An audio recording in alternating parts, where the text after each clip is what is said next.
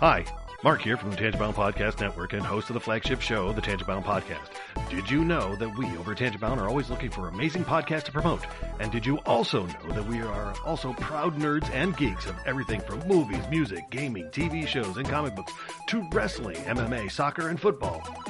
Whatever you can nerd or geek out about, we've got it. And if you're interested, we can help you find it. And if you're a show looking for a place to call home, we've got you covered. Side effects may include upset stomach, dizziness, tumors, shakes, and in some rare cases, death from excessive laughter. Though to be fair, it's only sometimes. Other side effects may include diarrhea, gallstones, heart palpitations, and strong desire for cookies on the dark side. Talk to your doctor and visit TangiboundNetwork.com and see if Tangibound Network is right for you.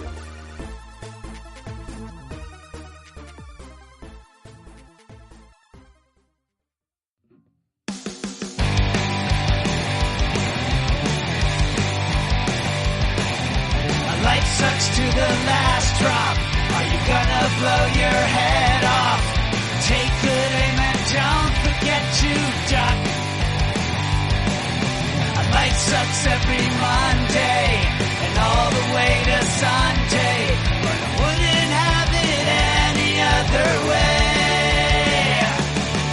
I don't care how you're doing, what's up or how's it hanging. I'd like to buy this world one last drink. Life sucks all of the time, so stick it up your sunshine, and then you'll see the clouds every day. And then you'll see the clouds every day. And then you'll see the clouds every day.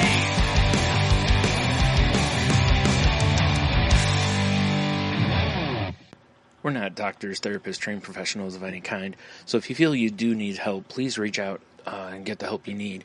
We have a whole list of things on our files page over on Facebook at facebook.com/crazylifepodcast, and or just search on the internet for the suicide prevention hotline number, or go to NAMI.org or whatever resource you can find. But just please reach out for help if you need it. If you feel as though you're going to harm yourself or others, definitely reach out. And try not to be alone. Also, if you feel that way and you realize that you're writing a note or making plans of how you would do, like harm yourself or others, definitely reach out. That's a huge red flag. And lastly, please do not replace the idea of therapy with listening to this show. Again, if you need help, please reach out and get the help that you need, or contact us. We can try to help you find the help that you need. Welcome to the Crazy Life, everyone. My name's Jen. I am your hostess of the evening, and I believe this is week 3 in a row? Yeah. Something like that. So I'm on a roll. I'm on a roll, folks. Yep. But with me, as always, we have Brian and Hanno. Hey, guys. Hello. Hi. So full of pip and vinegar today. Mm-hmm. Mm-hmm. Yep. Yeah. Mm-hmm. Anyway, so, well, I guess we can get the show rolling.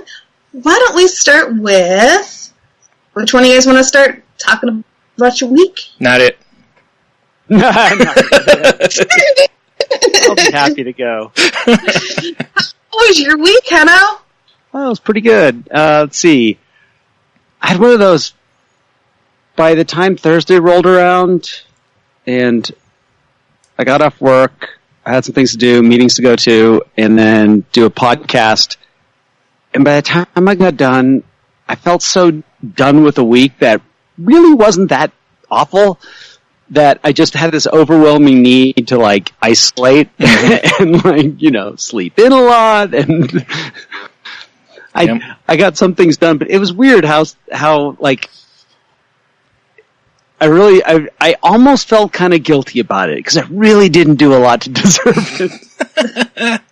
You know, it's funny though, because it's like, you really don't have to. You know, that whole, if I do this, then I deserve this mentality is something we've all probably used for years, you know? Like, if I get this done, then I can play some video games or whatever, and it's like, no, you just gotta make sure you're not, like, 7 hours later, you're like, you know, I should probably not be playing video games anymore. Yeah, and I mean, I did my usual weekend stuff, but it just, there's a lot of relaxing, which was good. That was awesome. Yeah. My win for last week was I decided I needed a new microphone, and I sold one to buy a new one. That was good. Nice. That was smart. Mm-hmm. That's growth. That's growth. It is. You're right. Instead of just buying another microphone. and I was tempted. I had both of them. It was actually, I had them before our last podcast, and I was trying both of them. That's why I don't have the big, huge, squirrely I was wondering, thing anymore. Mm-hmm. Yeah, because I was just like, well, I already have this other mic that works perfectly fine. So I did that. I also did make an amends for one of my odd encounters last week. And that was well received. And then my other weird encounter with the friend of mine with the email, I just emailed her back. It was all, misunderstanding, no big deal, everything's great. So that was good. Oh, and then the crazy lady the lady at work. Yes. Who I was informed that she's crazy. Okay. All right. Because I thought I'd be proactive. I'd walk in and say, this is what happened. And they're like, oh, I'm not surprised. It's like, she's like that. Don't worry about it. Yeah. So I was like, all right, cool. Dink, dink, dink. All out of the way. And then today's my 1-year wedding anniversary. Yay. Yay! Woohoo! Woo. Congratulations to you and condolences to Sharon. Yes, exactly. Terrible. Precisely. So hack. Yeah. That is awesome. 1 year is a good milestone. Yep. It's a milestone. So Sharon bought me bought us a 4-pack of eclairs. Nice. And some ice cream sandwiches. Yeah, That was about it. Nice. We literally were like, don't buy anything. Yeah. I'm like, okay. I was kind of wondering, like, when I sent you guys a message earlier about whether or not, we're recording tonight because it's Father's Day, so I didn't know if Jen had anything going with her dad. And then I was like, oh, and it's Henno's anniversary. So I don't know I was like, I don't think they usually do stuffs, but, I was like, so, and oddly enough, here all three of us are. So. Yep. Here we are. Yep. Yeah. For our first year, the company that made our cake for our wedding has a deal that on your first year anniversary, you call them up, they give you a free cake. So, yeah, which is nice. Right. So we called them up and got a free cake. You said they do that so that you don't put a cake in the freezer, right? Correct. Yeah. Yes, oh, that's right. Yeah. I remember this. Yes. Yeah, they don't want you to put your cake in the top layer of the cake, or the top tier of your cake in the freezer and save it for a year. They want you to eat your entire cake, enjoy it, and then they will make you a fresh one for your anniversary. I like it. So we did that, and then we went out to dinner, but we didn't do gifts or anything. I mean, the most we did was my husband made me dig out the cake servers, the cutter and the server that he had monogrammed for us for our wedding. I had to dig that out to cut the cake with those utensils, so that's our tradition, I guess, going forward. So, which I'm good with, but I'm with you, Henno. It's like I don't need the big hoopla. Yeah, we're gonna get matching tattoos, and we've just been looking through them and figuring out what we want to do, and I have a suggestion. That'll be kind of our. Both of you should get my face. Yeah. Oh, absolutely! Yeah. I think we should get half. Yes. That's a great idea. Oh, dude, it would be just like, what's the, Cracked, the magazine? Mm-hmm. Do you guys remember Cracked magazine? Mm-hmm. No. Cracked was always considered like a low-budget Mad magazine. That's okay. Yeah. Yes, Mad Magazine was the other one. That's what I was thinking of. And the very back page of Mad Magazine and Cracked was a page that you would fold together. Fold it together and make a new picture. Mm-hmm. Yep. So there you go. You need to make a part of your body like your inner elbow, so that when you fold it together, it makes a picture, and when you open up, there's a whole nother picture. Mm-hmm. And Brian's face. Yeah. Perfect. Yeah. Brian's face could be one way, Brian's butt can be the other. Mm-hmm. Exactly. I just want to know how you guys are going to decide who gets which. Exactly. But that's cool. I love the matching tattoos idea. I was me actually too. thinking about getting a tattoo for my 40th birthday coming up. I don't know what I'm going to get, though. Mm-hmm. I like the idea. Yeah. Tattoos are cool. Yes, they Or are. fun. So, yeah, that's about my week. That's a pretty good week. Sounds like you've had a lot of positivity. Actually has been, yeah. Yeah. All things considered, yeah. Yeah. That's awesome. So did you, you said you almost felt guilty. Did you actually go to that point, or did you stop yourself before you felt guilty? No, I didn't at all. Yeah, because Awesome. I actually did things and felt really good about my weekend. Like, when it was all over, I had played a lot of music. I, had done things where I felt like, I did the things I needed to do, and I did things that I wanted to do, and everything felt rewarding.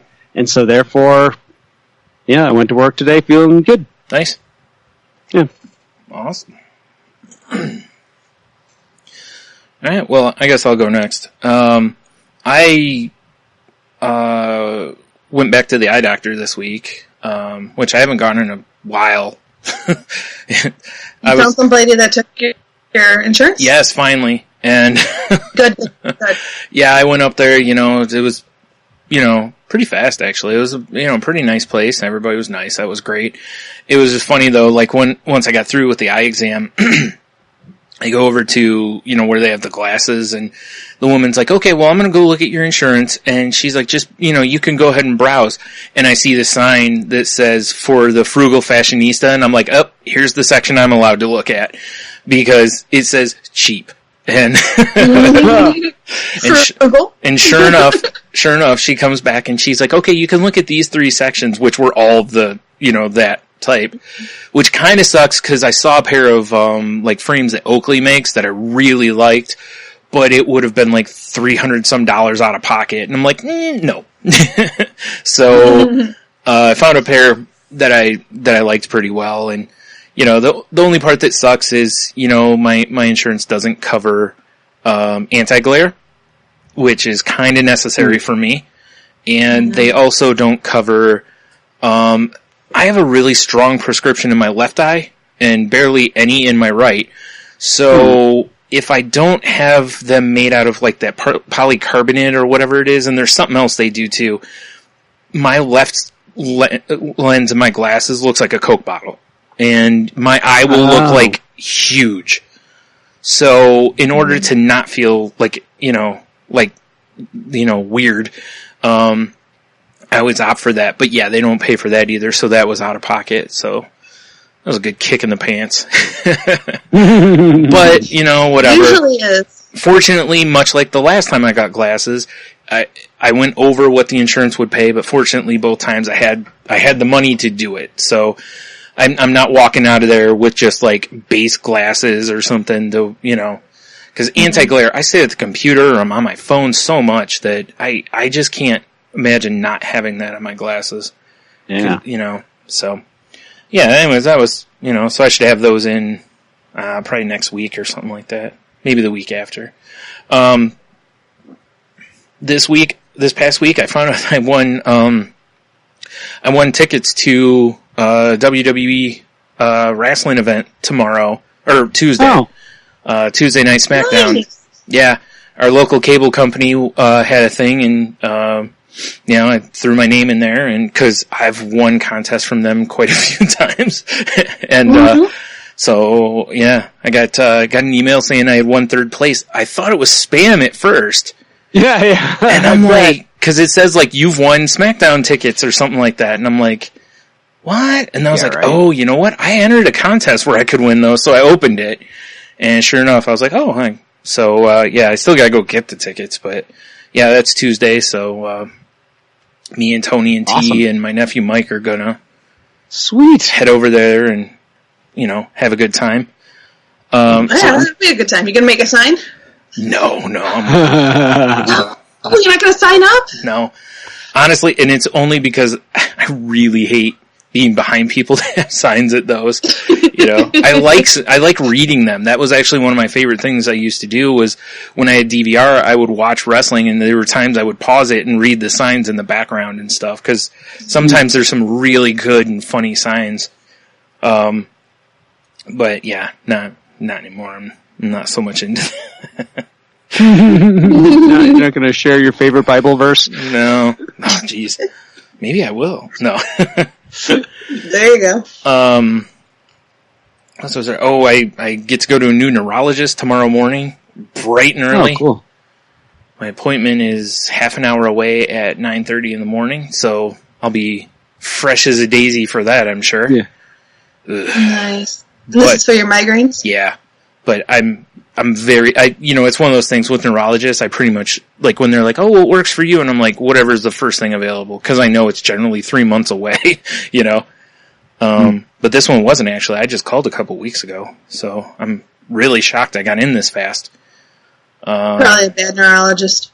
No, I'm kidding. Probably. That's fine. Terrible. That's fine. As long as they can help me figure out something to stop the headaches, I'm good. Oh, well. He just hands me like a couple bottles of bourbon. Here's a few samples. Good luck. Yeah. Here, let me share one with you. Yeah. Like, Yeah, so that I'm sure won't be any fun, and it kind of sucks too, because like tonight, like right now, I should be with Tony and our friend Michelle at a Braided Veins show, but I was like, going to a loud rock show, probably not the best idea the night before the neurologist, so.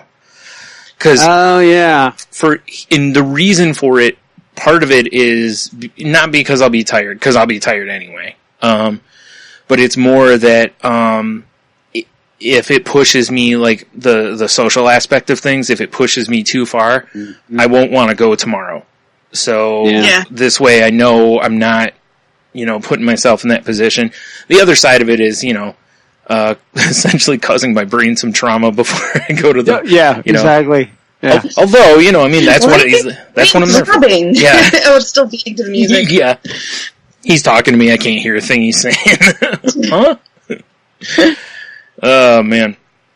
So, yeah, it's overall been still kind of a productive and good week, especially, winning tickets, because I haven't won anything in a decent amount of time now, so I was due. Cool. No.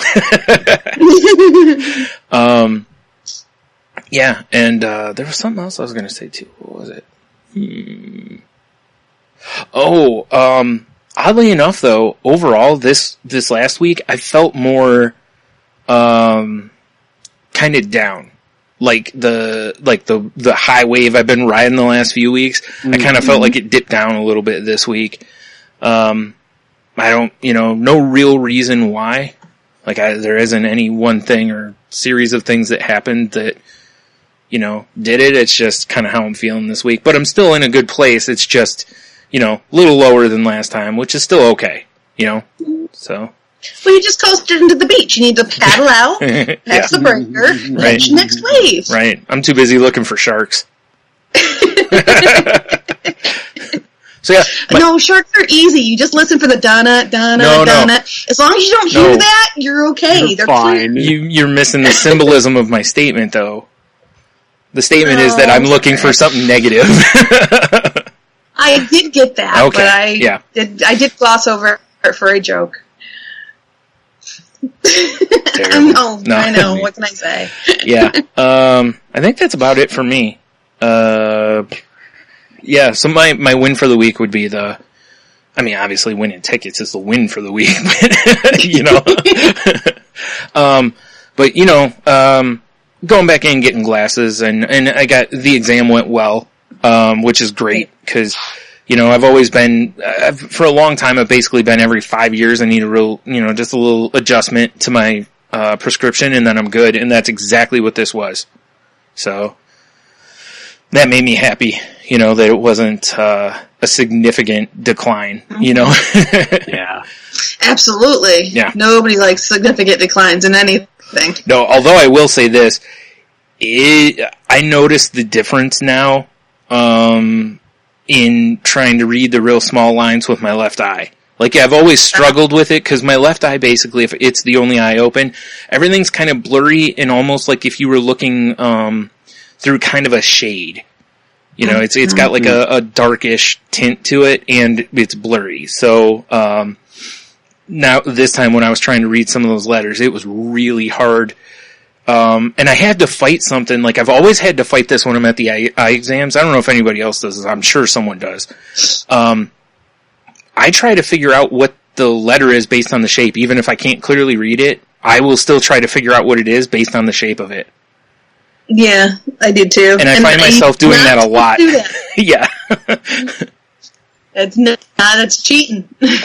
No, you're totally right. It is. It's like the whole point of reading those is to tell them kind of where you need your adjustment. Yeah, you know? Exactly. I do the same thing, though. Yeah. I know what you mean. Yeah. I have to fight against it. Well, I told the optometrist that I was doing that, and she laughed, and she goes, yeah, she's like, I've had other people tell me that, too. And I was like, I don't doubt it, because it's what our brain wants to do. Our brain wants to figure out the problem, Yeah. So, all right. Exactly. I think that's it for me. How about your week, Jen? Well, it's been a pretty standard week, pretty good week. Nothing too crazy.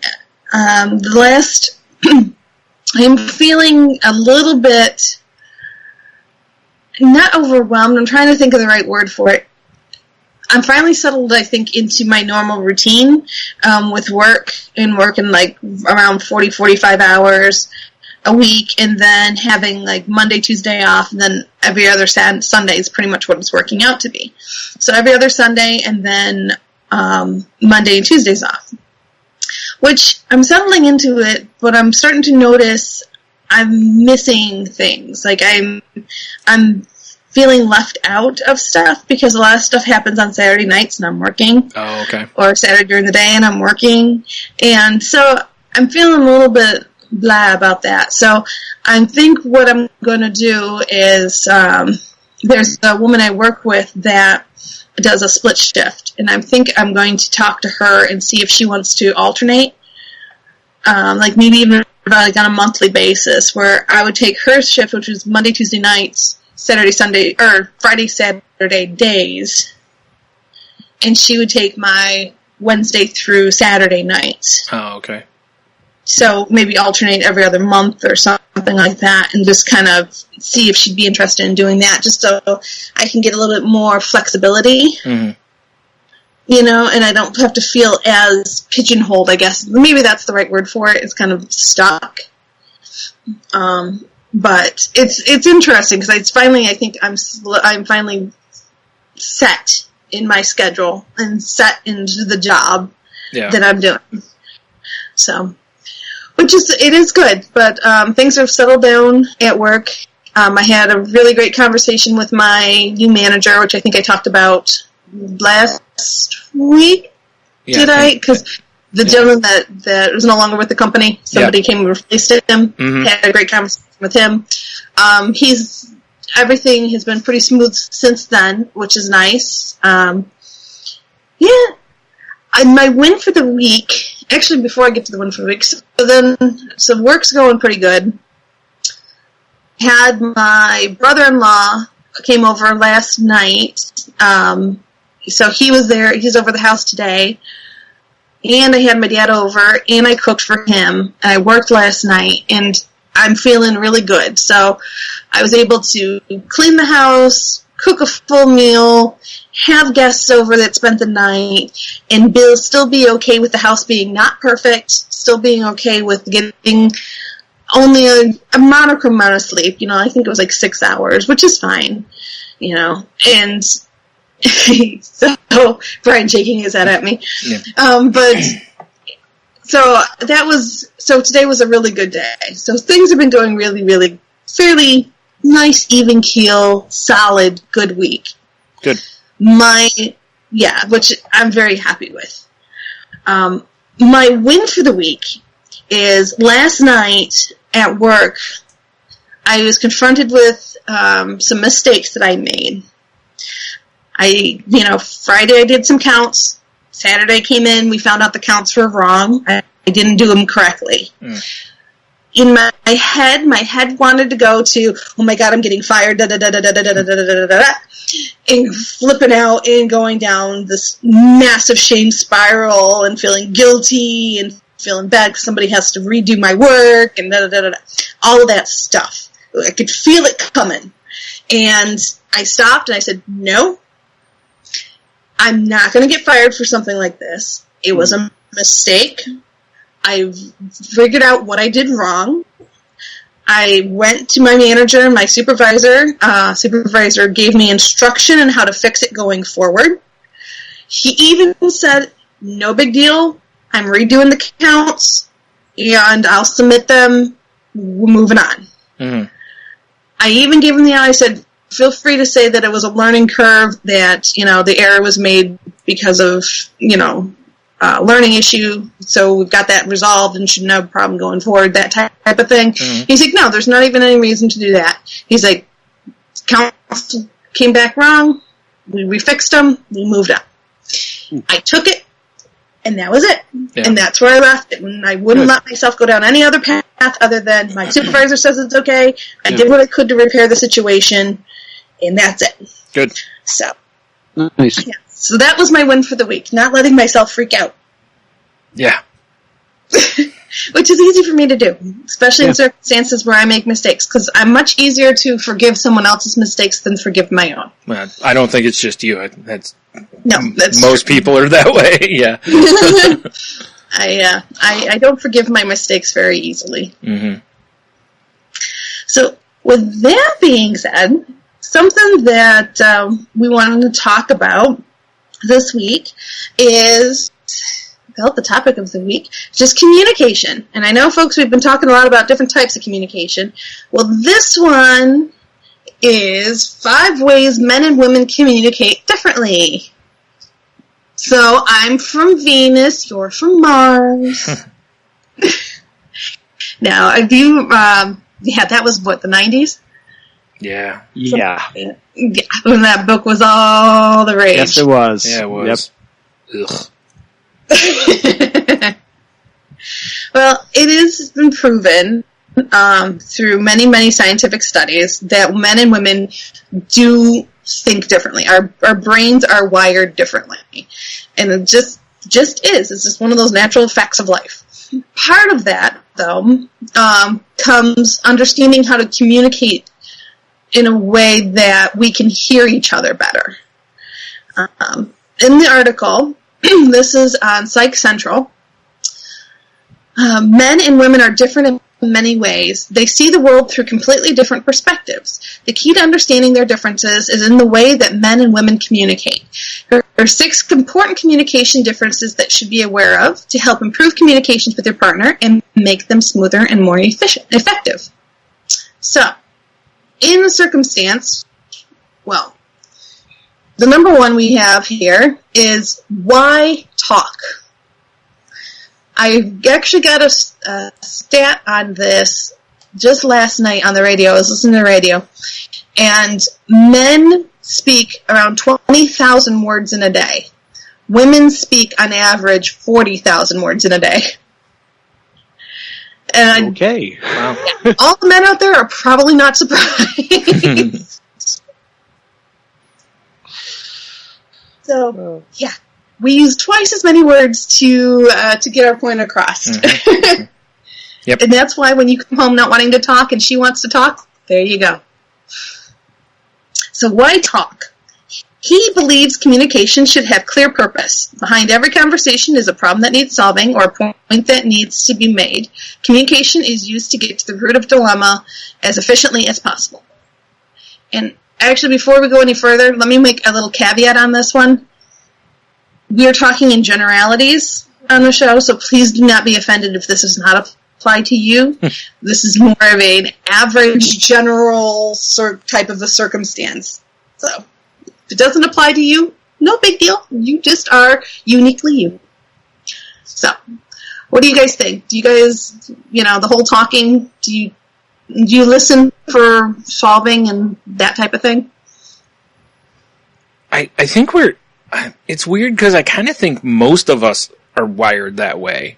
To like when we're listening, like when people are telling you something, how many times have we talked on here or whatever about like, you're talking with somebody and they offer advice, even though you aren't really looking for advice. You're just talking, You're like getting stuff out of you, but people still because they're trying to help. They're trying to solve the problem, essentially. But, yeah, actually just talking about, like, the eye doctor, you know, just that even. My brain does that. Like, if something doesn't add up in my head, it really bothers me, you know. So I'm definitely the type that if there's a problem, I want to find the solution. You know, I don't like to leave things hanging. I've never been that way. I'm better about it than I used to be. So I don't know if that's a whole, like, I don't know that I would say that it's as much that as it is just, I'm just wired a little weird there. So. Well, it sounds like you're wired pretty much on point. No, it's more that I sometimes become obsessive about solving. Yeah. I mean, is this kind of like saying, like, the difference between, like, men go to buy and women go to shop? Yeah. Yeah, and it's pretty much, you know, from what I've experienced, and again, we're talking generalities here, of course. Yeah. I personally have a hard time getting to the point quick enough, especially when I'm talking with men. I can tell that, you know, and Brian can attest to this more than one occasion, where it's just, you almost want to, like, speed it up, you know. Yeah. I can tell people wanting me to get to the point, speed it up, get through those words, because I use so many words to get my point across. Reminds me of that Chappelle show skit where he's holding up the thing that says "get on with it" or something like that, or the hurry up button. It's like a box that they hold up. I've even been told, oh my god, I just completely lost my train of thought. Sweet. Yay, I love it when that happens. Well, you were talking about that you tend to not get to the point real quick and kind of wander around a little bit and use a lot of words. Yeah. And that's pretty much it. I mean, I guess that's, yeah. What's your experience with, then what's the reaction from the other people? Women are much more prone to listen and to, you know, communicate back with me and work through it, and we just talk about whatever we want to talk about, and it's just meander down the path, basically. And guys are much more, when I'm speaking with guys in general, we're much more likely to kind of just, let's get to the point. Yeah, what's going on? What are we doing? What's good? Oh, that's what I was going to say. It even leads to one of my favorite lyrics from a song, which is not my favorite song, it's my favorite lyric. It's from Losing My Religion by R.E.M., and it's, oh no, I've said too much, but I haven't said enough. For specifically this reason, because to me that lyric means I've said too much that I've lost my audience, but I have not said enough to make my point. Mm. So, and that's, I've run into that my entire life. Really I've quick. Always been kind of, I've always been good at talking things out. Mm-hmm. Mm-hmm. There's certain things that I am like kind of cut to the chase on, but I've also, I guess it just depends on the situation and the circumstances. Mm-hmm. Sure. But I've never had an issue with sitting down and just, and you know, talking in a loose kind of a fashion. Yeah. You know, and I think a lot of it also has, like, I had a lot of female friends when I was younger. Mm. And so I think I was probably around a lot more, you know, in a certain style of communicating. And I got used to it. Yeah. And I can see that. You know, guys that grew up with a lot of sisters, a lot of women around them, a lot of female friends, I can see, or same vice versa, a woman that grows up with a lot of male figures in their life. Yeah. Their communication style kind of adapts to the people that they're around. Because the next thing, so that was the he portion of it. So the he portion of it, basically, you know, get to the root of the problem, to solve the problem, and to move forward. She uses communications to discover how she is feeling and what it is that she wants to say. She sees conversation as an act of sharing and an opportunity to increase intimacy with her partner. Through sharing, she releases negative feelings and solidifies her bond with the man she loves, or woman that she loves. Yeah, and that's that part where it's like, again, back to kind of the last point, the man wants to get right to the fix, where the woman appreciates the journey. Mm-hmm. Yes. Like the guy wants to get right to the finish line. Mm-hmm. Let's get through this, where, and that's another part where I think, like, I relate to the idea of enjoying the journey. I think I've become more comfortable with it, where if I look at any relationship, no matter, and this could be my musical relationships, my work relationships, personal relationships, even though I know what I want the outcome to be, I don't get frustrated that we're not getting there. Yeah. As much as I used to. I think I'm enjoying the fact that sometimes you don't get there real fast. And yes, again, circumstances, but I want to be that type of a person that can enjoy that in a conversation as well. Mm. Yeah. But I totally see that, because I think it's funny, I tend to, there's a reason I enjoy podcasting. I can gab. Yeah. And I've always been that way, and I actually tend to talk to a lot of people, and then, throw that in with 12-step programs and learning, things about that, and what I learn here about, distorted thinking and all that, is I tend to have a lot of conversations with women who have men in their lives that are that stereotypical male communicator. Yeah. And it is, I do communicate to increase my feelings of connection with people. I mean, that's a big goal of mine. Sometimes it's not to fix a problem or anything, it's to share, it's to work something out in my head, it's to get emotions out of my system, stuff that's bouncing around in my head that I don't want to keep up there, and it's to, connect with people. Yeah, it's like that we talk about it on here a lot, is that idea of communicating about communicating. Mm. I don't need advice. I'm not looking for anyone to fix this. I just need to download. Can I have 5 minutes? Yeah. You can stop me when 5 minutes are up. Right. Mm-hmm. Right? Those kind of things like that. Because that is the idea of, like, I had a conversation with a friend today where I literally went into detail about my weekend, which was probably the most boring thing in the freaking world. Because it absolutely doesn't interest them, except they were interested to know what I did for the weekend, and it didn't matter. Mm-hmm. Yeah. And that was just two people communicating and getting to know each other. Yeah. Mm-hmm.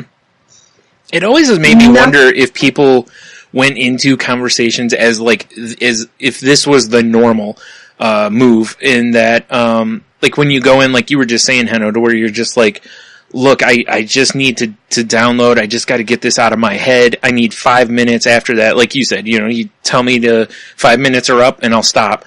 Like, because most people don't do that. We're not they don't. that honest about it, because I think we're afraid of basically going, hey, I just want you to be a wall, Yeah. But it isn't. You want someone to show empathy to you.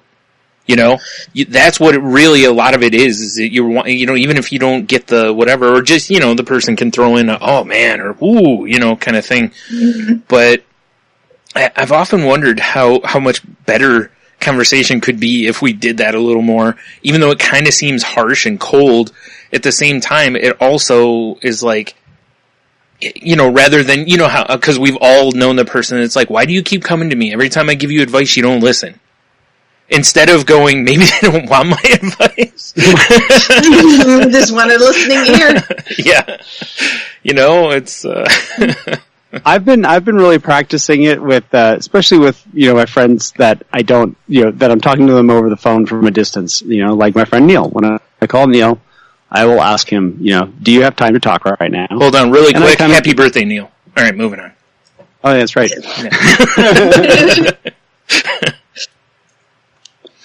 and I'll and I don't necessarily talk in time frames too much, but I kind of round about it, and I want to get better at it and do it with more conversations, because I think it's being kind of responsible in a way, or acknowledging that not everyone has time, and to say to them that if they are busy, it's okay, to say I just Yeah. Well, not to mention too, there's times when you're like, you have something going on and you're just like, oh, I got to talk to somebody about this, and you can just see the other person go, oh, geez, like they just don't want it. And it's like, look, I just need like 5 minutes. I could see where sometimes people might be like, oh, okay, like I can do that, like. Yeah, or I need a half an hour. Yeah. You're like, this one's going to take a while. Do you have that amount of time right now? No? Yeah. Okay. Let me know when you do. Right. 'Cause I'd really love to talk to you about this. Yeah. Right. Well, that's perfect timing, because it leads into how much should you say.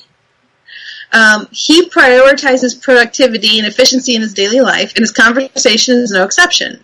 When he tells a story, he has already sorted through the muck in his own head and shares only the details that he deems essential to the point of the story. He might wonder, why do women need to talk as much as they do? Often, he will interrupt a woman once he has heard enough to offer a solution. Not if he's smart, he won't. No. I kid. No, I mean, and that's true, because I've been interrupted many times, and it just, people cut me off, or I be interrupted when they think they can solve the problem for me, and they don't listen to the whole situation. Mm-hmm. But yeah, it's like when you're watching like a quiz show or something, and somebody hits the buzzer before the question's over, Yeah. Like, yeah. Exactly. Those are the people I'm honestly just no longer wanting to talk to anymore. Yeah. When people do that to me, it's like, if we're going to have a conversation, let me lay out the situation, how I need to do it. Yeah. And if you can't, unless it's a question of clarification. Right. It's when that person instantly starts tangenting to some sort of a solution or an analog or something like that, where I'm just like, okay, I'm not done yet. Yeah. Like, or why do I talk to you? As you're talking, they just keep making it about them. Yeah. This happened, and you're like, yeah. I just need to get my thought out. Yeah. Yeah, and then I'll be quiet and let you, exchange this, Yeah, right. And that's where it's like, where if somebody did, I understand in certain environments, and I don't know if it's how much, like it's talked about, like at work, this is how a man is, and then he's like this when he comes home. Mm-hmm. So I was, my men's group on Thursday night, the topic was compromise. And it was about relationships. And we went into a great deal about how we apply 12 steps to compromise in relationships. And one of them was about learning how to do things differently. Mm-hmm. And just because you do something at work, if you walk in the house and you're like about a conversation and your partner doesn't appreciate it, or you don't get a good reaction, well, maybe this is an opportunity to compromise. Yeah. Maybe try to do things a little differently.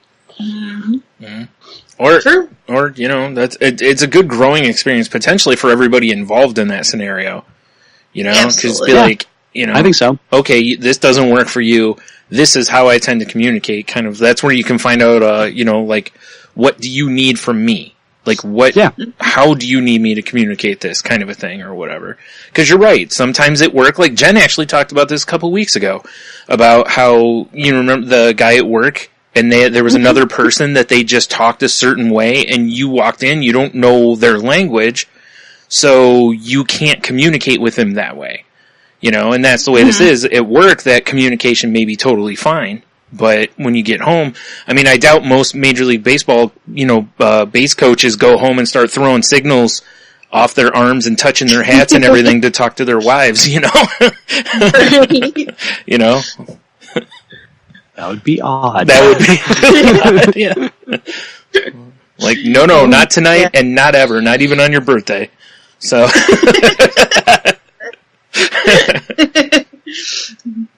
So, it says in here that she uses communication to explore and organize her thoughts, to discover the point of the story.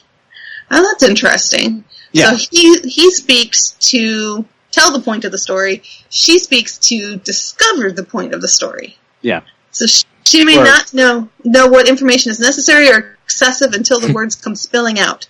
There hasn't been any pre-processing yet. There hasn't been any predetermined anything. You like bouncing it off. You like saying it out loud, talking it out loud, and trying to come up with a conclusion rather than, because in a way, it's actually more, if you think about it, it's kind of a scientific approach. Because the other way around it is kind of confirmation bias. You start with, this is what I think it is, and now I'm going to focus my conversation to get me to that point. Mm-hmm.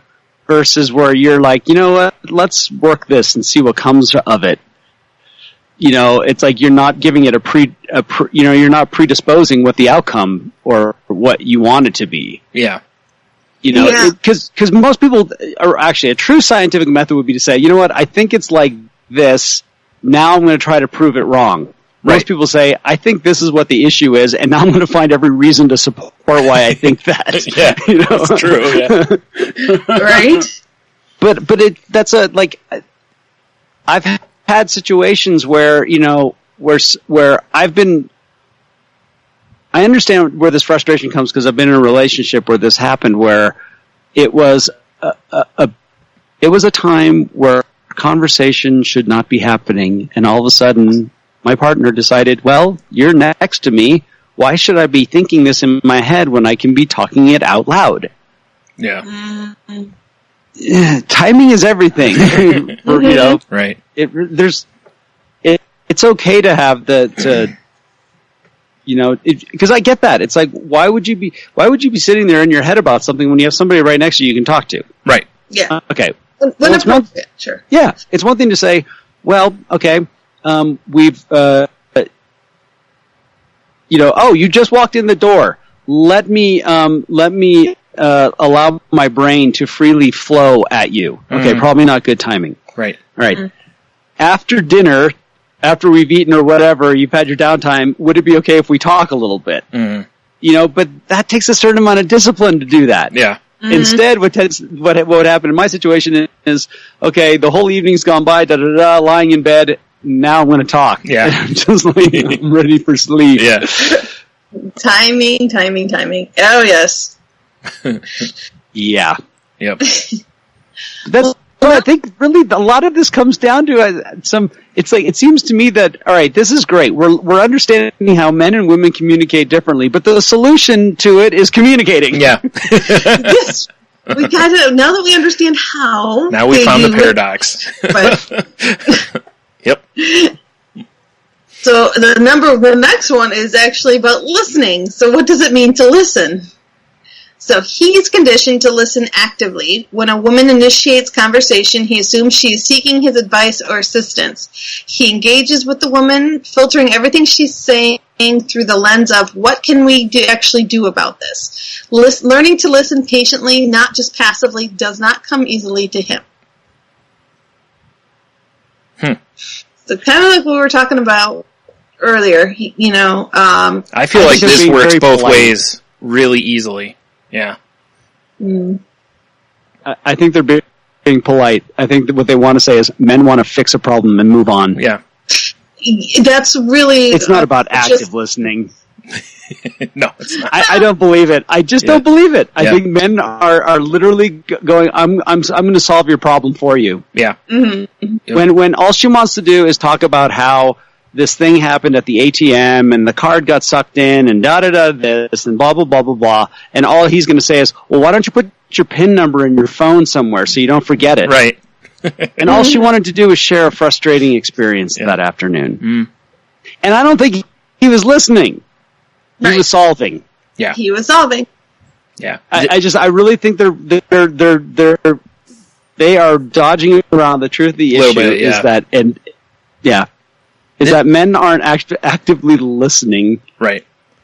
You know, they're waiting for their turn. It's funny to me though, because this is the only one so far that, like I was saying earlier, is that I really feel both sides do, because I think the concept of busy is so in everybody's head now that I think more people are thinking this way, like, get to the point, I have things to do, kind of a, you know, I can agree with that, sure. You know, and I think that I'm seeing that more and more with people, that when you're starting to tell them something, they're trying to hit the buzzer before the question's over, you know, and, but yeah, I mean, yeah, but, you know, you do hear more women say, you know, this guy doesn't listen to me, more than you hear a guy say it, but, you know, it just, like I said, I think more recently, I think I'm seeing it a little more even than it used to be, you know, but Henno's right. They're totally just trying to be nice.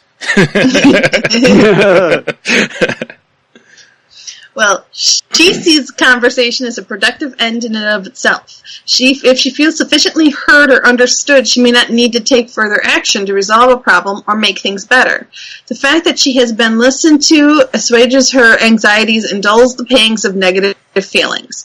Sharing with someone who understands and loves her heals her from the inside and equips her with emotional tools necessary to handle the trials and tribulations of the outside world. That was a little flowery. You know, I get what they're trying to say, and I understand how they're trying to do it, but I think this is the wrong way of going about it, because it's talking in generalities. Yeah. And once again, you are talking to, if you're literally trying to explain something to a man in a way that a man is not going to want to understand, is not going to naturally understand it, and I'm using a stereotype here. Yeah. Yes. If the stereotypical man wants to get to the point of it, the best way to explain how you like to communicate is to give a direct example. Yeah. Rather than this sort of general way of describing how females are.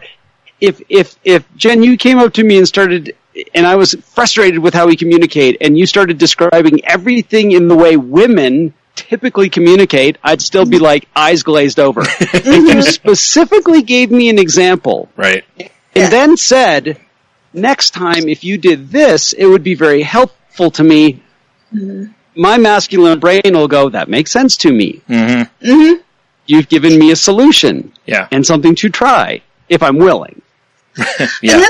And a lot of this, it does seem to have that similar theme to it, which is, you know, men are the fixers, women are the sharers, you know, and sometimes you need to be able to do both. You know, women need to be able to fix, and men need to be able to share. Kind of like I was saying a little bit ago, I think you're seeing that a little bit more, especially as more women are going to work, to where, you know, there's more women in the workforce than men. I think that you're going to see a switch in that a little bit, because women are going to be having more of the office mentality of, okay, let's not waste time, let's just get to the point so we can get our work done, kind of a thing. And because I think in ways that's a lot of why guys do that, is because, you know, when we're at work, that's how a lot of us are. Tell me what to do, I'll go do it. You know, like, don't give me a bunch of other stuff, just point me in the direction and say, this is what needs to be done, boom, I'm on it, and I'll get it finished. And I think, like I said, I'm noticing more from both sides over the last few years, especially, that you're seeing a little more in that. I'm seeing more women with the air quote, you know, masculine way of thinking, and you know, because they're just trying to be efficient. And I'm not saying women aren't efficient, but it's just, you know, they're trying to cut the fluff and just be like, okay, this, you know. Well, the last part of this is about feeling down. So when she is feeling down, he will tackle her problems head on like a fireman. He feels impatient to put the fire out as quickly as possible. For him, the quickest way to put the fire out is by giving solutions. Because he wants so badly to provide for his spouse, he may take her mood personally and defend himself. He might hear things literally, not realizing that when his spouse is upset, she will use words as tools to explore and express difficult emotions. By using words as tools to explore and express her difficult emotions when she's upset, she is able to process her negative emotions and let them go. She values support and nurture and most fulfilled by sharing, cooperation, and community. When he shows interest in her by asking caring questions or expressing heartfelt concerns, she feels loved and cared for. He is fulfilling her first primarily loved need. This is another one where I think they're asking a bit much of somebody.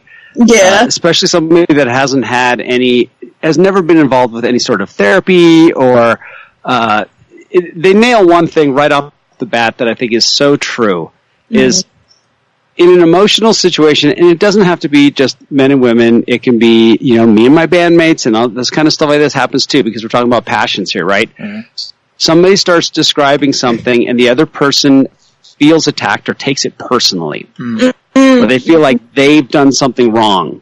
When the person is just trying to describe the feeling, but they're using that example, but the other person is taking it personally. It's like the other person isn't meaning to attack. Yeah. Yeah. I'm not trying to blame you. The situation as an example, but that's not But that other person takes it the way that, they take it personally, and they feel like this is being addressed, that this is pointedly at them, that there's something wrong with them, and so it turns into a fight. When it wasn't intended to be a fight.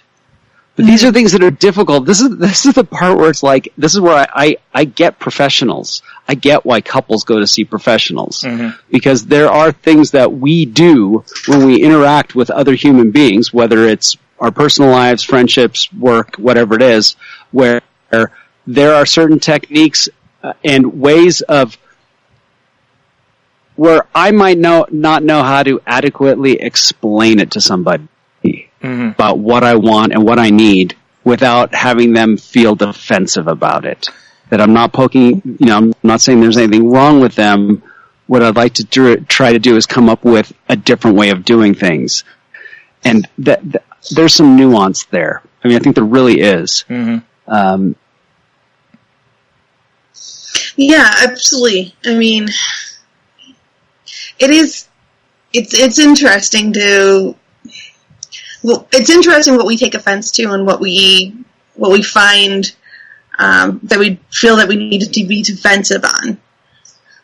Yeah, and there's nothing wrong with, I like how they set that up by saying, this is the man wanting, this is who he wants to be, and he feels like he's not able to be that. Right. Like the wife coming home complaining about some guy at work or whatever, like sexually harassing her, and the guy's like, what's his name? Right. He's gonna go, like, I'm gonna go solve this. I'm gonna protect you, but I'm gonna go beat this guy, he goes to instinct. And I think that happens in conversation as well. Yeah. And when we were talking about compromise last week, I was thinking about one of the things that I used to do, which was, and this is, I know women that do this as well. It's not, to me, it doesn't matter what sex it is. We all could have this tendency, because to me it's a selfish thing. It's a self-centered thing, where if there's an issue that I have with someone, I'm having the entire conversation out in my head already. Yeah. I've already contemplated every single comeback that you might have and how I'm going to work around it, and my answer to it, and my response for it, so that when I present this to you, all I want to hear is, yes, that makes sense. Yeah. That's not a dialogue. That's a monologue. Totally. Right. Yeah. Totally. And I think we tend to do that. I mean, I do, because I have a tendency to get stuck in my head about stuff. Just like you talked about, Jen, about having that screw up at work. You could have carried that with you for a couple of days.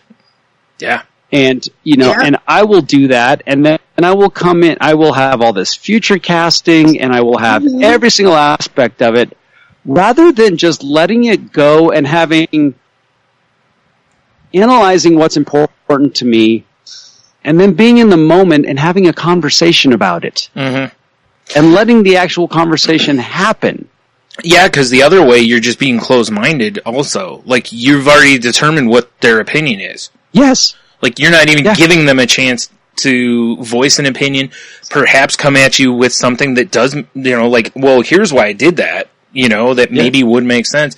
You're already found them guilty, Like, you don't care what their There's no argument is. options there. Mhm. There's nothing. Yeah.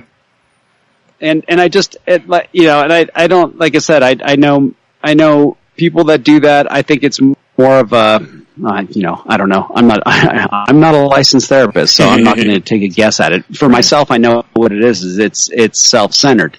Yeah. It's me, wanting to, and it could be a financial decision. It could be about a vacation. It could be about whatever. And I've already figured out all the reasons why this should happen before I've had a conversation about it. Yeah. Yeah. Oh, yeah. I mean, and I do the same thing as far as, the future casting, and, I think a lot of people do, and you have that conversation throughout in your head, and a lot of times, if you can put yourself in the passenger seat versus the driver's seat, and just kind of sit back and enjoy the ride, versus feel the need to control and dictate where things go and where the communication goes, that it goes a little bit smoother sometimes. That's where I also think professionals are important for this kind of stuff, because it allows you to, it does pull you out of, you will have guidance, let's say. Mm-hmm. It's like you're pulling out the map, and you've got someone to help you along the way.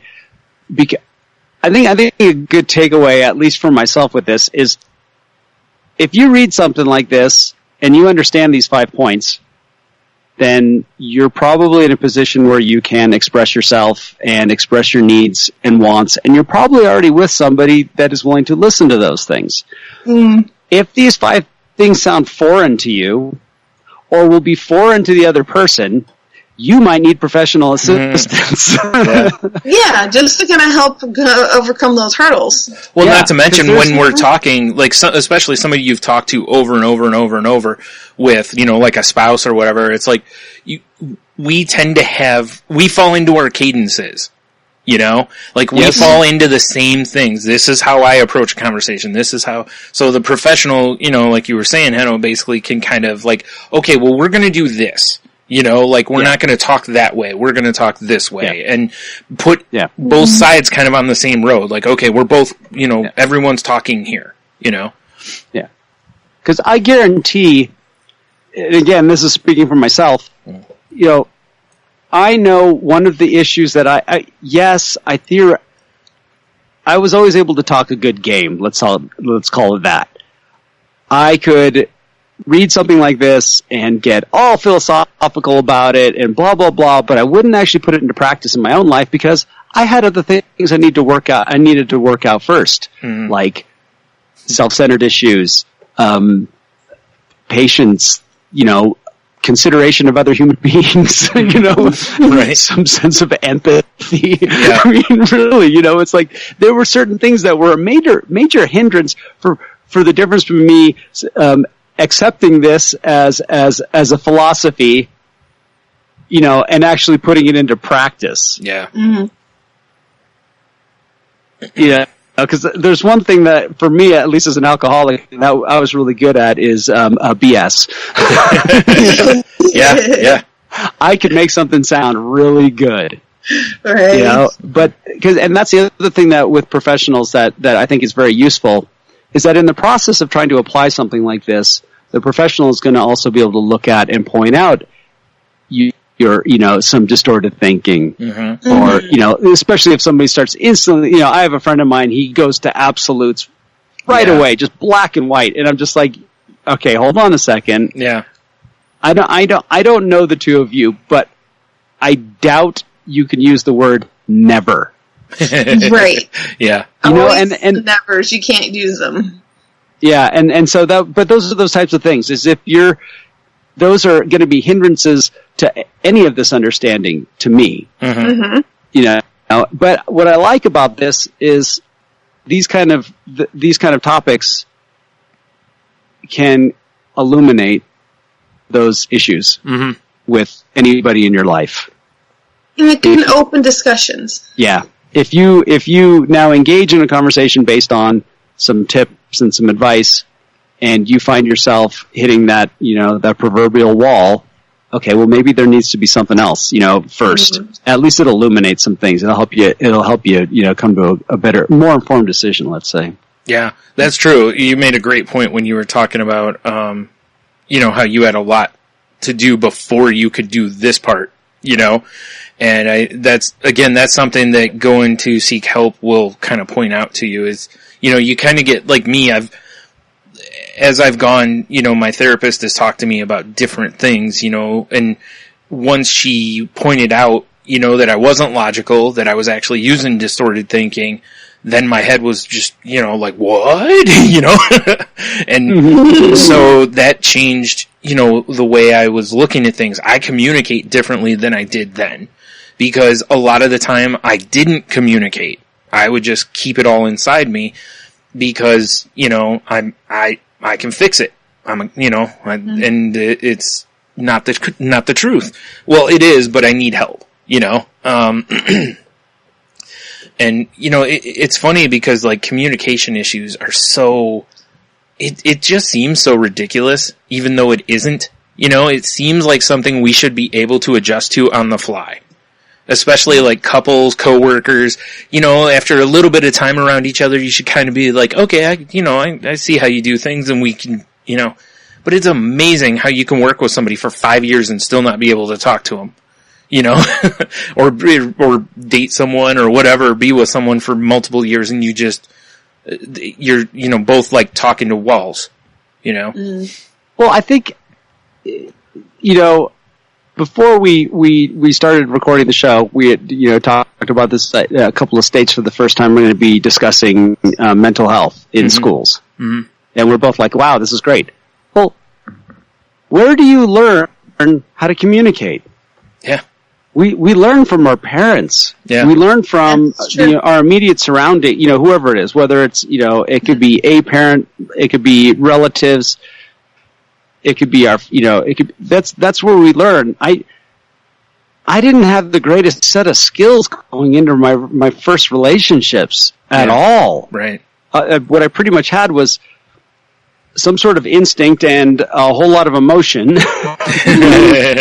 Which tended to make everything come out sideways. Yeah. And it's not, you know, and I look at it as like, only now, when I'm almost 50, am I actually applying these concepts into relationships finally. Yeah. That is interesting, Do I though. wish I had these skills a long time ago? Oh, yes, I do. But here's the thing. I'd read all about the men are from Mars and women are from Venus crap. Yeah. I'd read about it. It didn't help because I wasn't ready. Yeah, I was going to say, when I read some of that, I was like, this is garbage. Because I had a lot of other distorted thinking to deal with first. Yeah. You know, and it's like once again, it's like, how could I possibly help somebody else in a conversation when I couldn't even help myself in my own thinking? Yeah. Yeah, which that's why I love these conversations, because it really gives me perspective and it makes me grateful for what I have, you know, what I've been taught. That's a really interesting point about going into like relationships, though, because I really don't think most of us are terribly well equipped to go into them. You know, because there's just things that no one teaches you. You know, you kind of fall on your face in your relationships and just learn along the way. And it's interesting because parents do generally try to change the learning curve for their kids or the difficulty, you know, because they're like, well, here, don't do this because, you know, they've done it and whatever. And sometimes kids are like, I'm going to learn myself. But stuff like this, it's like, you know, I mean, I saw my parents interact, but there was never any real conversation with like, you know, this is how you this or this, you know, kind of a thing when it comes down to that kind of stuff. And it's almost too bad that it can't be, because it does feel kind of like you're stunted. And like you said, you're almost 50. It's like, man, I'm turning 40 this year, and I feel very similar to you that I'm like, only now am I getting some of this stuff, you know? And here's the other part about it is, and this doesn't have to be our personal relationships, it can be our work. Yeah. You know, how many of us know how to communicate at work to ask for what we need and what we want? Because there's a lot that supposes in this. It's like, okay, now you know how men and the difference between men and women are. Okay. What happens when you run into the the shining example of one of these, and it doesn't work for you, how do you fix it? Right. How do you correct it? Yes. Actually, it does talk about it as a bonus at the bottom. Does it? Excellent. Okay. Yes. So, but before we go too much further, just as a kind of aside here, I wanted to, his side of when he's feeling down, he will often withdraw into his cave, becoming quiet and withdrawn. Yeah, the old cave, yep. Yeah, he's upset and stressed. A man's cave time is a short vacation. He reduces stress by forgetting about his problems and focusing on other things like watching television, reading newspapers, or playing video games. Or this is actually concrete solution at this point. Like, this is something that I think that everyone, we've talked about this a lot, where it's like one person wants to talk about it until it's solved. The other person needs to marinate on it for a while. Yeah. And that's the way I used to be, and I'm sure I still am to a point, but I didn't know what I was doing, and this is what actually got me into learning about some of these things, is where I'd be with someone that really wants to just keep hammering until a solution is, and I finally got frustrated, left, walked around the block for about an hour, and came back and was like, okay, I'm ready. Because I needed cave time. Yeah. Whatever that means, right? Right. Yeah. See, it's funny because when you said cave time, I immediately was thinking more of, introversion, like pulling into yourself. And I was going to say, when I go into cave time, it's generally not like, I need to watch TV or this or this. It's like, how can I beat myself up? So that's where I thought it was going. I was like, oh wait, that's not what it was. Yeah, I think it was intended. Yeah. But the next part found kind of interesting here is he might avoid communication with his spouse during times of duress. If she persists with nurturing questions or criticism, he withdraws even further, fearing that the partner doesn't trust him to take care of his business on his own. However, with her support and understanding, a man will return and be more emotionally available, caring, and loving. Yes, that was when I was younger, that was my experience before I had better tools. Yeah. I don't need cave time anymore. So the reason I needed cave time is because I was a stereotypical male who felt like he was being attacked, who felt like he was being told that you're doing something wrong, who felt frustrated because he couldn't figure out why this had to happen this way. I didn't understand when someone was using distorted thinking, when somebody was manipulating the conversation in ways. I was wondering why things went on tangents and didn't stay on topic, and I'd get frustrated, and I'd have to go be alone. Well, now that I have a lot of tools, I don't have to have cave time because I can deal with it right in front of me, because I've learned. Yeah. Well, it's wild how, like, there's so much of, even though this is about understanding people, we need to understand ourselves. Yeah. We really do. And then her response is, ultimately, she can do more for him by appreciating his space, which shows him that she trusts him to work out the problem on his own. Trusting is one of the greatest gifts she has to offer him. In the meantime, she should do some nurturing for herself so she won't resent him when he emerges from his quote-unquote cave time. Yeah. I think that's great advice. I think that's great advice to go back to compromise and the idea of, even though in like if it was my thing that I love to talk everything out and just keep going, is to appreciate the fact that my partner might not, and maybe I'll try it a different way, even though it's going to drive me absolutely up the wall because I want to talk it all out. Right. I'm going to let him have his time. I'm not going to judge him for it, and I'm going to see what happens. Yes. If the partner comes back and everything's much better and much easier, and you can have a conversation now, then it's like, okay, now there's something to practice. Well, yeah, and by trying something like that, if like you said, it's like if it shows that it works, you'd be like, oh, like maybe this is what we do from now on because this worked out for everybody or something, you kind of just have that breakthrough about, and they're like, oh, we communicated well here and solved the problem. Everybody wins, Yeah. I hear So that tough, one a though. lot from my friends, though. I hear that a lot from my friends, where somebody, when a tough issue comes up, and a lot of it also comes down to like parenting and like major life decisions, where the one person wants to talk about it, get it over, and the other person needs a few days. Yeah.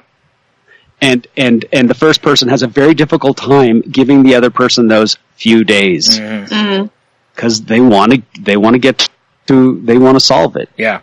I mean, it's interesting though, because there is, like, the way I used to be more so was if there was something, like a problem or whatever to me, I would want to be left alone and just, but essentially what it turned into was ruminating is what it was. But, it's like I wanted to solve it. I wanted to do this. And it's fun, and it's like looking back at that, it's like, I was being just selfish. That's really all it was. When you have someone else that's like, hey, let's talk this through, and you're like, nah, I got this. It's like, it was selfish, but it was because of distorted thinking. I can handle this logically. I got this. I don't need help, and then you realize that, you did. So. Yeah, that's another term that not to use. I've found a lot of times is, well, logically. Yeah. Oh, yeah. That doesn't go over real well sometimes. No. Because I had this conversation, we had a project at work today where it was a pretty strong chemical, and the guy that's applying it had experience with someone who had a sensitivity to it, and a real dramatic sensitivity all of a sudden. And it's like, and I bet you listen to them regardless of whether you thought it made sense or not. And the guy's like, oh yeah. Yeah. Because there are certain things, and I go over this a lot at work. We've had some weird things happen where somebody is talking about their feelings, but logically, this doesn't make sense. And I was like, it doesn't matter. Yeah. And I've shared it on here too. It's like, if that's how they feel, that's how they feel. Yep. There's no amount of information that's going to change how that person feels. Yep. Now you have to figure out a way, what do you do? Yeah. Mm-hmm. Taking that into consideration. Yeah. Yeah. Well, the last part of the article is communication breaks down when. Communication breaks down when he feels like he's being told what to do. The most important thing to a man is doing a good job. When his competence is questioned, he'll not only feel hurt, but he'll throw up a wall of resistance, and communication becomes to break down. He thrives in an environment where he's the expert rather than being told you should do X. He's likely to respond better to what do you think of X. Now, from her perspective, she hears from her spouse that her problems aren't as real and pressing as they seem in that very moment. Her spouse may mistakenly think he's being helpful in providing reality checks like you're making a mountain out of a molehill or you're getting overly emotional about it. To her, it feels like he's attempting to minimize her feelings or talk her out of having them. It's funny, I was just talking about this. See, and those are the parts of relationships I hated the most. Mm-hmm. The ones where I got into fights about things and it didn't go well is exactly that kind of stuff. Yeah. It's important to understand where the other person's coming from, because I can relate to this article a lot. I see a lot of me in here, and I see a lot of communication situations that have happened with me and to me over the years. One thing I will say, though, that I have made a promise to myself a very, very long time ago that I do not fight for no reason. So, in a communication, what do you mean by that? If I get into an argument with someone, and if we just, whatever it is, there has to be a point at the end. Oh, okay. I remember you've talked about this. That somehow there has to be a lesson to be learned by the whole freaking thing. Yes, sir. Every right. time. And I'll drive people nuts with it, but I don't care. I'm not going to waste my time and energy on a pointless, futile exercise of going back and forth with someone unless we both get something out of it. You know, I don't care how simple, whatever it is you get out of it is. We have to get something out of this, because otherwise, what was the point of going through it? And we're just going to have to go through it a whole nother time if we didn't gain anything from it the first time. I have to say, it's a ridiculously high bar, but it's pretty freaking cool. Yeah. Mm. Like, if you and whoever you're having that exchange with can both do that, that's amazing. But then there's the that guy in me that says, good luck with that one. Brian has been on the other end of this before, so he can attest to it's a pain in the ass. Excuse my language. Yep. But yes, he's been on the receiving end of this. What did we learn from this? Like I've said before, it could be something as simple as don't say that makes her mad. Well, I can live with that. You also, I think, are describing a fundamental part about, or something that can help with personal growth, is owning your part. Yeah. Finding some part that you can own. Yeah. And because this is, I think, the hardest part in any sort of argument or disagreement or whatever you want to call it, is when the one party absolutely will not own anything, their part in any of it, and the other person will. Yeah. Or is trying to learn to do that, and then the other person, doesn't see any way and doesn't see any reason to. Yeah. And and that's where where I've experienced that, it has completely changed my viewpoint on that person, and I actually pull away from them because nowadays I want to be around people that are willing to find their part in something, even if it's minimal, like you're talking about, Jen. Even if it's a small thing. Yeah. And it doesn't have to be about necessarily learning something, but at least owning that it took two to tango. Yeah.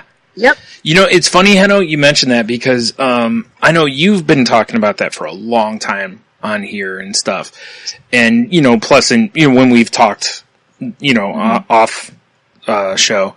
And it's funny because I've really started doing that too.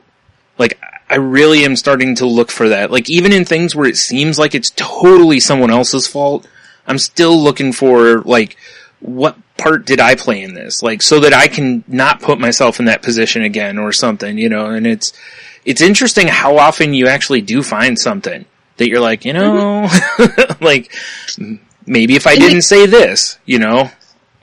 Because it could be something you did wrong. It could just be something you could do better. Yeah. Well, and here's the part about it that's funny is let's say I don't own anything of what happened. Mm-hmm. Let's say it was completely the other person's. Who controls my destiny? Me or somebody else? Yeah. Yeah.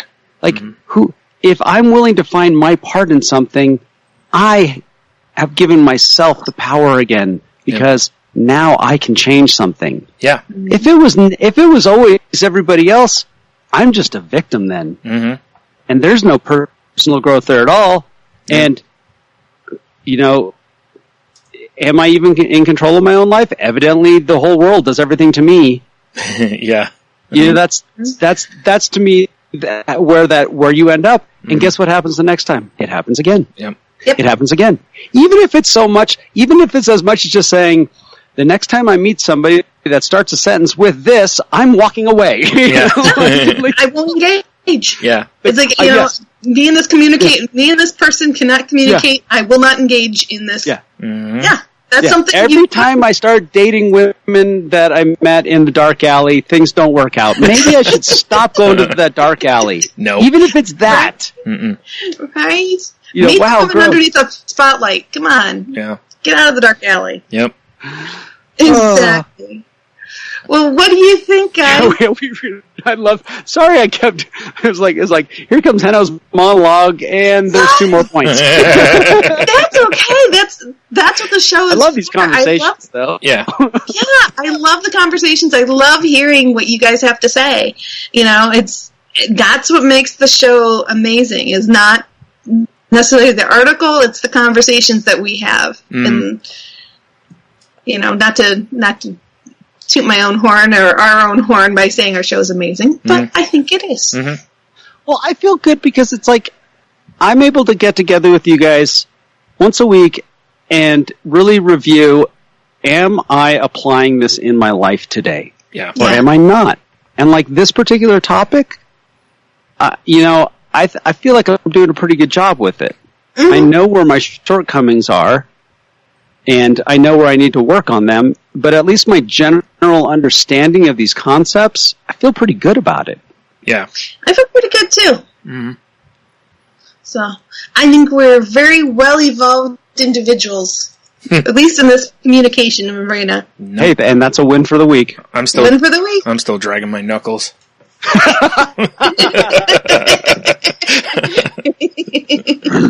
Yeah.